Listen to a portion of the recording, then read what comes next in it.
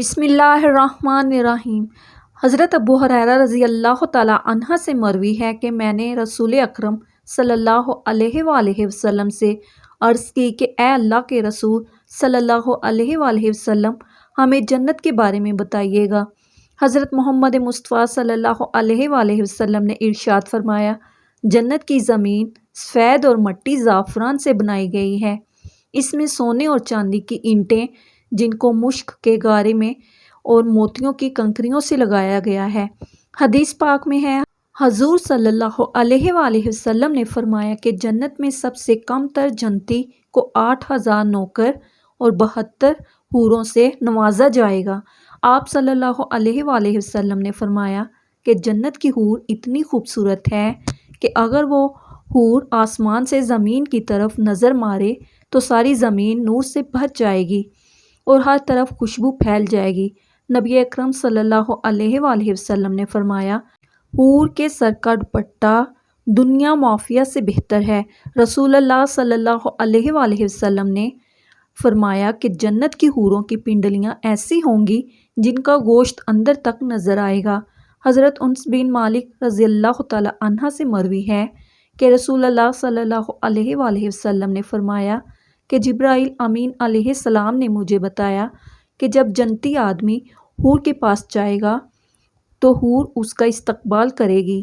تم جس انگلی سے چاہو حور کو پکڑ سکو گے۔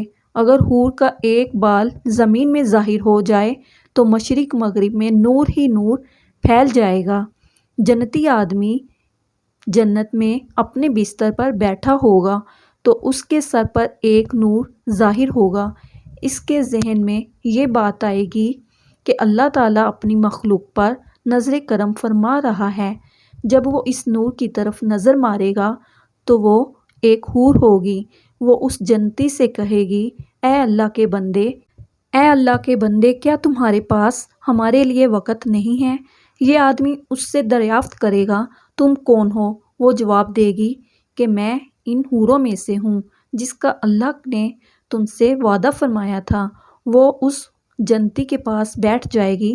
ابھی وہ جنتی اس حور سے گفتگو کر رہا ہوگا کہ ایک اور حور اس بندے کے پاس آ کر کہے گی، اے اللہ کے ولی، کیا تمہارے پاس ہمارے لیے وقت نہیں ہے؟ اس طرح وہ جنتی حور سے باتیں کرتا رہے گا۔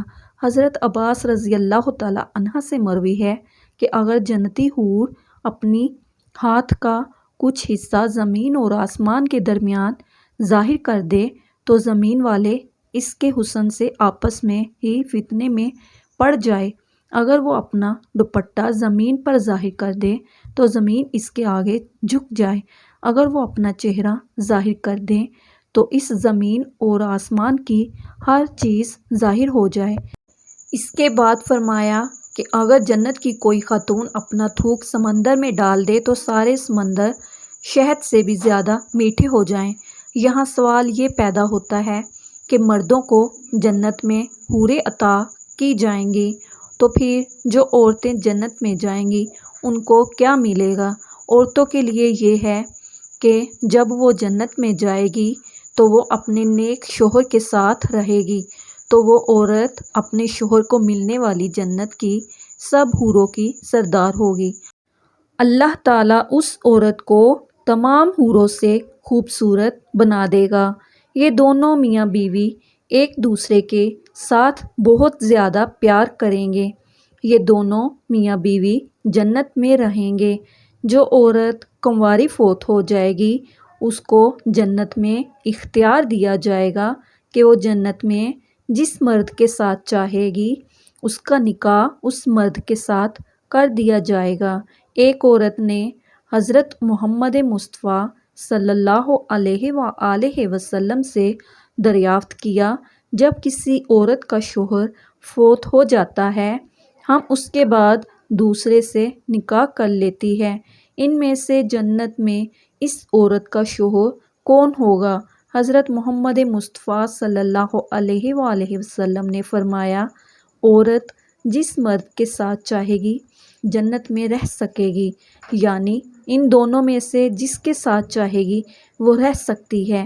ام سلمہ رضی اللہ تعالیٰ عنہا حضرت محمد صلی اللہ علیہ وآلہ وسلم سے عرض کرنے لگی، یا رسول اللہ صلی اللہ علیہ وآلہ وسلم، مجھے یہ بتائیں کہ جنت کی حور بہتر ہے کہ یا دنیا کی نیک عورت بہتر ہے؟ آپ صلی اللہ علیہ وآلہ وسلم نے فرمایا کہ دنیا والی عورت کو جنت والی عورت پر فضیلت حاصل ہوگی، جو باہر والے کپڑے کو اندر والے کپڑے پر حاصل ہوتی ہے۔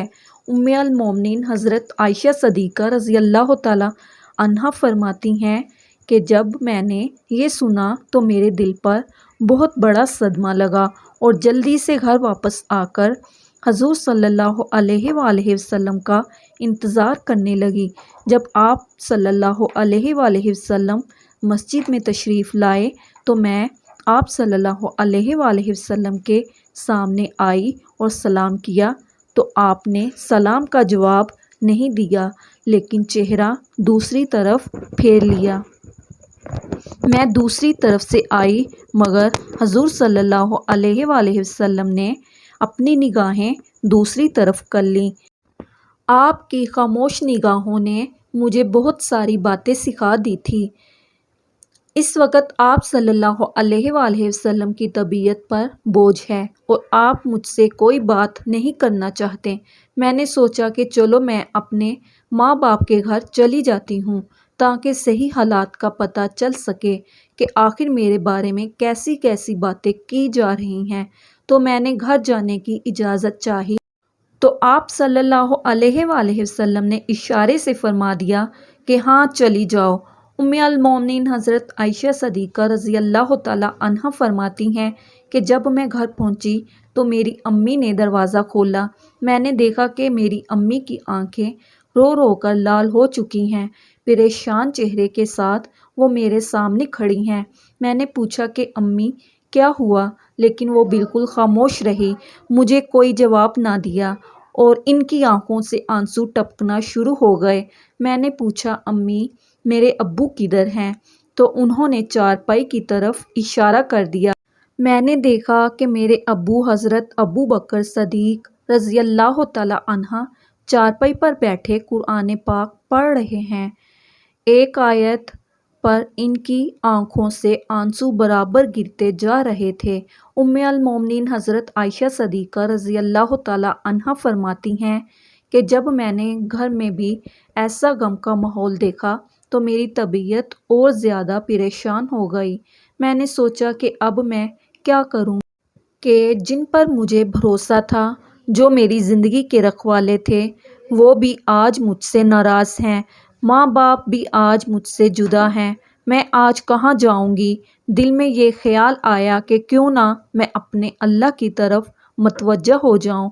اس لیے حضرت عائشہ صدیقہ رضی اللہ تعالی عنہا فرماتی ہیں کہ میں نے وضو کیا اور گھر کے ایک کونے کی طرف جانے لگی تو امی نے پوچھا کہ اے عائشہ کدھر جا رہی ہو؟ کیونکہ ان کو ڈر لگ رہا تھا کہ میری بیٹی پریشان ہے، ایسا نہ ہو کہ کوئی بڑا فیصلہ کر کے خود کو ہلاک نہ کر لے۔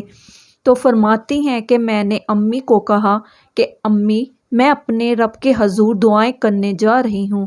ام المومنین حضرت عائشہ صدیقہ رضی اللہ تعالی عنہا فرماتی ہیں کہ میں نے مصلی بچھایا اور سجدے میں سر رکھ کر دعائیں مانگنی شروع کر دی کہ اے پروردگار، اے فریادیوں کی فریاد سننے والے اللہ تعالیٰ، تیرے مقبول بندوں پر جب بھی کوئی ایسا وقت آیا تو اللہ تعالیٰ آپ نے ہی ان کی مدد فرمائی ہے۔ اے اللہ، جب یوسف علیہ السلام پر الزام لگایا گیا تھا تو آپ نے ایک بچے سے گواہی دلا کر انہیں بچا لیا۔ اے اللہ تعالیٰ، حضرت مریم علیہ السلام پر الزام لگایا گیا تھا تو آپ نے ہی ان کے شیرخوار بچے سے پاک دامنی کی گواہی دلوائی۔ اے اللہ تعالیٰ، آج تیرے محبوب کی عائشہ صدیقہ تیرے دروازے پر حاضر ہے اور فریاد کرتی ہے کہ مجھ پر بھی تہمت لگی ہے۔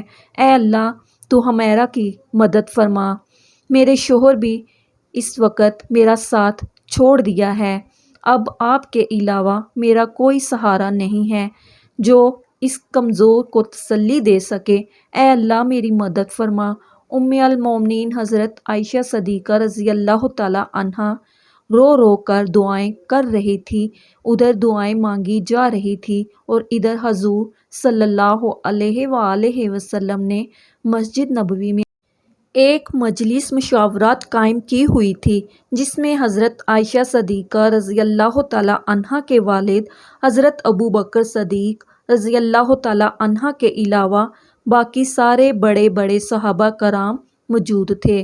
حضور صلی اللہ علیہ وآلہ وسلم سب کے بیچ غمزدہ بیٹھے ہوئے تھے۔ صحابہ کرام رضوان اللہ تعالی علیہم اجمعین کے چہروں پر اداسی تھی، کیونکہ وہ اپنے محبوب حضور صلی اللہ علیہ وآلہ وسلم کے چہرے کو غمزدہ دیکھ رہے تھے، کہ جس کی وجہ سے صحابہ کرام کی طبیعت کچھ عجیب سی بن چکی تھی۔ اس لیے کچھ صحابہ کرام تو سسکیاں لے لے کر رو رہے تھے۔ حضور صلی اللہ علیہ وآلہ وسلم نے اپنے صحابہ کرام سے پوچھا کہ اس معاملے میں تم مجھے کیا مشورہ دیتے ہو؟ تو سب سے پہلے حضرت عمر بن خطاب رضی اللہ تعالی عنہ نے آگے بڑھ کر کہا، اے اللہ کے رسول صلی اللہ علیہ وآلہ وسلم، اللہ تعالیٰ نے آپ کو اتنی عزت اور شرافت بخشی ہے کہ آپ کے بدن پر کسی گندی مکھی کو بھی بیٹھنے کی اجازت نہیں ہے، تو جب اللہ نے آپ کو اتنا پاکیزہ بنایا ہے تو آپ کے جیون ساتھی ایسی کیسے ہو سکتی ہے کہ جس کے اندر گناہوں کی گندگی ہو؟ اس لیے مجھے تو یہ چیز بالکل جھوٹ نظر آتی ہے۔ اس کے بعد حضور صلی اللہ علیہ وآلہ وسلم نے حضرت عثمان بن عفان رضی اللہ تعالی عنہ سے پوچھا کہ اے عثمان، تم کیا کہتے ہو؟ تو حضرت عثمان غنی رضی اللہ تعالی عنہ نے اس وقت نبوت کی صحبت کا حق ادا کر دیا۔ انہوں نے عرض کیا کہ اے اللہ کے رسول صلی اللہ علیہ وآلہ وسلم، اللہ تعالیٰ نے آپ کو ایسا بنایا ہے کہ بادل بھی آپ کے سر پر سایہ کیے رہتا ہے، آپ کا سایہ زمین پر نہیں پڑتا، کہ ایسا نہ ہو کہ کسی کا قدم آپ کے سائے پر پڑ جائے۔ جب اللہ تعالیٰ نے آپ کو ادب کا اتنا لحاظ فرمایا ہے کہ کسی کے قدم آپ کے سائے پر نہیں پڑ سکتے، تو یہ کیسے ممکن ہو سکتا ہے کہ کسی کو آپ کے پاکیزہ بیوی پر قابو حاصل ہو جائے کہ وہ ان کے ساتھ کچھ غلط کام کر سکیں؟ لہٰذا یہ چیز تو ہمارے وہم و گمان سے بھی باہر ہے کہ اماں عائشہ صدیقہ رضی اللہ تعالی عنہا کے ساتھ کچھ ایسا ہوا ہوگا۔ ان کی باتیں سن کر حضور صلی اللہ علیہ وآلہ وسلم خاموش ہو گئے، لیکن تھوڑی دیر بعد حضور صلی اللہ علیہ وآلہ وسلم نے حضرت علی رضی اللہ تعالی عنہ سے پوچھا کہ اے علی، تم اس معاملے میں کیا کہتے ہو؟ تو حضرت علی کرم اللہ وجہ علیہ السلام نے عرض کیا کہ اے اللہ کے رسول صلی اللہ علیہ وآلہ وسلم، ایک بار میں نے دیکھا کہ آپ کے جوتوں میں کچھ گندگی لگ گئی تھی، لیکن آپ صلی اللہ علیہ وآلہ وسلم کو تو اس کی خبر نہیں تھی۔ اس لیے آپ نے جب ان جوتوں کو پہننا چاہا تو اللہ تعالیٰ نے حضرت جبرائیل امین علیہ السلام کو بھیج کر آپ کو اطلاع فرما دی کہ آپ کے جوتوں میں کچھ گندگی لگی ہوئی ہے۔ تو اے اللہ کے رسول صلی اللہ علیہ وآلہ وسلم، جب جوتوں پر گندگی لگی ہوئی تھی تو آپ کو بتا دیا گیا، تو اگر آپ کے گھر والوں کے ساتھ کوئی ایسا معاملہ ہوتا تو آپ کو کیوں نہ بتایا جاتا؟ اس لیے مجھے تو یہ بات کچھ ٹھیک نظر نہیں آتی۔ حضور صلی اللہ علیہ وآلہ وسلم پھر سے خاموش ہو گئے۔ حضور صلی اللہ علیہ وآلہ وسلم کی اداسی دیکھ کر حضرت علی رضی اللہ تعالی عنہ دوبارہ کہنے لگے کہ اے اللہ کے رسول صلی اللہ علیہ وآلہ وسلم، اگر آپ کی طبیعت بہت زیادہ غم زدہ ہے تو آپ چاہیں تو حضرت عائشہ صدیقہ رضی اللہ تعالی عنہ کو طلاق دے دیں۔ آپ کے لیے بیویوں کی کون سی کمی ہے؟ اللہ تعالیٰ آپ کو کوئی اور جیون ساتھی عطا فرما دیں گے۔ ان کی یہ بات سن کر حضرت عمر بن خطاب رضی اللہ تعالی عنہ تڑپ اٹھے اور کھڑے ہو کر کہنے لگے، اے اللہ کہ رسول صلی اللہ علیہ وآلہ وسلم آپ یہ ارشاد فرمائیں کہ حضرت عائشہ صدیقہ رضی اللہ تعالی عنہا سے نکاح آپ نے اپنی مرضی سے کیا تھا یا آپ کو اللہ تعالیٰ نے کہا تھا کہ عائشہ صدیقہ رضی اللہ تعالی عنہا سے نکاح کرو؟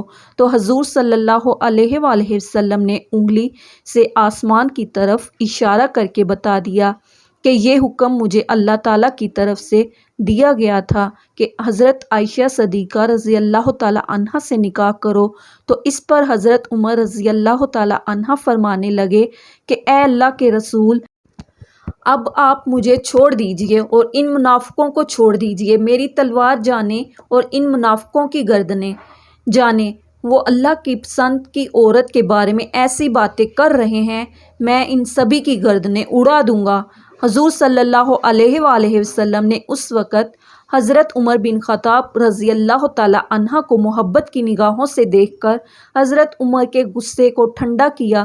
دل سے گویا کہ اللہ کے رسول حضرت عمر سے کہہ رہے ہوں گے کہ اے عمر، اللہ تیرا نگہبان ہو، تو نے میرے غم کو ہلکا کر دیا۔ حضرت عمر بن خطاب رضی اللہ تعالی عنہ کی یہ بات سن کر حضور صلی اللہ علیہ وآلہ وسلم کی طبیعت کو اطمینان آ گیا، اور پھر آپ صلی اللہ علیہ وآلہ وسلم مجلس سے اٹھ کر گھر چلے گئے۔ تھوڑی دیر بعد حضور صلی اللہ علیہ وآلہ وسلم حضرت ابو بکر صدیق رضی اللہ تعالی عنہ کے گھر گئے تاکہ معلوم کریں کہ میری عائشہ کس حال میں ہے، کیونکہ حضور صلی اللہ علیہ وآلہ وسلم حضرت عائشہ سے بہت محبت کرتے تھے۔ اس لیے گھر پہنچ کر آپ صلی اللہ علیہ وآلہ وسلم نے دروازہ کھٹکھٹایا تو حضرت عائشہ کی امی نے آ کر دروازہ کھولا۔ حضور صلی اللہ علیہ وآلہ وسلم نے دیکھا کہ ان کا رو رو کر برا حال ہو چکا ہے، اور پھر گھر کے اندر آ کر جب حضرت ابو بکر صدیق رضی اللہ تعالی عنہ کی طرف دیکھا تو ان کی بھی آنکھیں رو رو کر لال پڑ چکی تھی۔ آپ صلی اللہ علیہ وآلہ وسلم نے پوچھا کہ عائشہ کہاں ہے؟ تو ان کی امی نے گھر کے ایک کونے کی طرف اشارہ کر دیا۔ اس وقت حضرت عائشہ رضی اللہ تعالی عنہا سجدے میں پڑی رو رہی تھی۔ بعد میں حضرت عائشہ رضی اللہ تعالی عنہا فرماتی ہیں کہ حضور صلی اللہ علیہ وآلہ وسلم جس وقت گھر میں تشریف لائے تو میرا دل کر رہا تھا کہ میں آپ صلی اللہ علیہ وآلہ وسلم کے قدموں میں بیٹھ جاؤں اور جی بھر بھر کر روؤں کہ اے میرے حبیب، یہ میرے ساتھ کیا ہو رہا ہے کہ اپنی عائشہ کو ایسے چھوڑ دیں گے؟ مگر میرے دل نے کہا کہ اے عائشہ، تو نے اپنے رب کے سامنے اپنی فریاد بیان کر لی ہے، اس لیے اپنے رب ہی سے مانگو، تیرا رب ہی تیرا نگہبان ہوگا۔ لہٰذا حضور صلی اللہ علیہ وآلہ وسلم نے پکارا کہ اے عائشہ صدیقہ رضی اللہ تعالی عنہا۔ تو آپ صلی اللہ علیہ وآلہ وسلم کی آواز سن کر حضرت عائشہ صدیقہ رضی اللہ تعالی عنہا نے سجدہ پورا کیا اور آ کر چارپائی پر خاموش بیٹھ گئیں۔ حضور صلی اللہ علیہ وآلہ وسلم قریب ہی بیٹھے ہوئے تھے۔ آپ نے بہت پیار سے سمجھاتے ہوئے کہا کہ اے عائشہ، اگر تجھ سے حقیقت میں کوئی ایسی غلطی ہو گئی ہے تو اپنے رب سے معافی مانگ لے، تیرا رب گناہوں کو بہت معاف کرنے والا ہے۔ تو حضرت عائشہ صدیقہ رضی اللہ تعالی عنہا فرماتی ہیں کہ اس وقت تک تو میں صبر کے ساتھ بیٹھی رہی، لیکن جب آپ صلی اللہ علیہ وآلہ وسلم سے یہ باتیں سنی تو میرے برداشت کے باندھ ٹوٹ گئے اور میری آنکھوں سے آنسو بہنے لگے۔ میں بیٹھی روتی رہی مگر خاموش تھی۔ آخر روتے ہوئے میں نے یہ کہا کہ اے اللہ کے رسول صلی اللہ علیہ وآلہ وسلم، میں وہی بات کہوں گی جو حضرت یوسف علیہ السلام کے والد حضرت یعقوب علیہ السلام نے کہی تھی کہ میں اپنا درد صرف اپنے رب سے بیان کرتا ہوں، کیونکہ اے اللہ کے رسول صلی اللہ علیہ وآلہ وسلم، آج اگر میں کہوں گی کہ میں نے ایسا غلط کام نہیں کیا ہے تو آپ لوگ میری بات نہیں مانو گے، اور اگر کہہ دوں گی کہ میں نے ایسا کام کیا ہے تو آپ لوگ فوراً ہی میری یہ والی بات مان جائیں گے۔ اس لیے میں اپنے اللہ ہی سے فریاد کرتی ہوں، وہی میرے لیے کوئی نجات کا راستہ نکالے گا۔ حضرت عائشہ صدیقہ رضی اللہ تعالیٰ عنہا فرماتی ہیں کہ میں نے یہ الفاظ کہے اور پھر حضور صلی اللہ علیہ وآلہ وسلم کے چہرے کی طرف دیکھا تو آپ صلی اللہ علیہ وآلہ وسلم کے ماتھے پر پسینے کے قطرے تھے اور آپ کے اندر وہ حسین کپ کپی دیکھی جو وحی نازل ہوتے وقت ہوا کرتی تھی۔ پھر اچانک آپ صلی اللہ علیہ وآلہ وسلم پر وحی کی کیفیت طاری ہونے لگی اور آپ صلی اللہ علیہ وآلہ وسلم نے اپنے اوپر چادر ڈال لی۔ حضرت عائشہ صدیقہ رضی اللہ تعالیٰ عنہا فرماتی ہیں کہ میں آرام سے بیٹھی ہوئی تھی، دل میں خیال آ رہا تھا کہ اللہ تعالیٰ آپ صلی اللہ علیہ وآلہ وسلم کو خبر کر دیں گے یا نیند میں کوئی خواب دکھا دیں گے کہ میں بے گناہ ہوں، مگر میرے ماں باپ اس وقت بہت زیادہ پریشان تھے۔ میں نے اپنے والد کو دیکھا کہ وہ تڑپ رہے تھے کہ وحی نازل ہو رہی ہے۔ ایک بار ایک یہودی اللہ کے نبی صلی اللہ علیہ وآلہ وسلم کی بارگاہ میں حاضر ہو کر کہنے لگا، یا رسول اللہ صلی اللہ علیہ وآلہ وسلم، جنت میں لوگ کھائے پیے گے۔ حضرت محمد صلی اللہ علیہ وآلہ وسلم نے فرمایا کہ جنت میں آدمی کو 100 آدمیوں کے برابر کا کھانا پیش کیا جائے گا، اس کو 100 مردوں کے برابر ہم بستری کی طاقت عطا کی جائے گی۔ یہودی نے کہا کہ جب کوئی مرد عورت جنت میں کھائے پیے گا، اس کو جنت میں قضائے حاجت کی ضرورت تو پیش آئے گی۔ تو اس پر نبی اکرم صلی اللہ علیہ وآلہ وسلم نے فرمایا کہ جنتیوں کی حاجت اس کے پسینے کے راستے خارج ہو جائے گی، ان کے پسینے سے مشک کی طرح خوشبو آئے گی۔ جنت میں انسان جو کچھ چاہے گا اس کو وہی عطا کیا جائے گا۔ ایک روایت میں ہے کہ مرد اپنا ہاتھ اس حور کی کمر پر رکھے گا تو سامنے کی طرف سے سینے کی طرف کپڑے اور گوشت کے اندر سے اپنا ہاتھ دیکھ لے گا۔ مزے کی بات یہ ہے کہ مرد جب بھی حور سے صحبت کرنے جائے گا تو اسے ہر بار کنواری ہی پائے گا، لیکن اس ہم بستری سے کسی کو کوئی تکلیف نہیں ہوگی اور نہ کوئی رطوبت اور خون کا اخراج ہوگا۔ مرد اپنی حور کے جسم کو ویسا ہی پائے گا جیسا وہ چاہے گا۔ امام احمد حدیث نمبر 15773 میں حضرت ابو زین عقیلی رضی اللہ تعالیٰ عنہ سے روایت کی ہے کہ حضور صلی اللہ علیہ وآلہ وسلم نے فرمایا، نیک مرد اور نیک عورتیں جنت میں ایسے ہی لذت پائیں گے جیسے تم دنیا میں لذت پاتے ہو اور وہ تم سے لذت حاصل کرتی ہیں۔ اگر کوئی مومن جنت میں یہ خواہش کرے گا کہ اس کی اولاد پیدا ہو تو اللہ پاک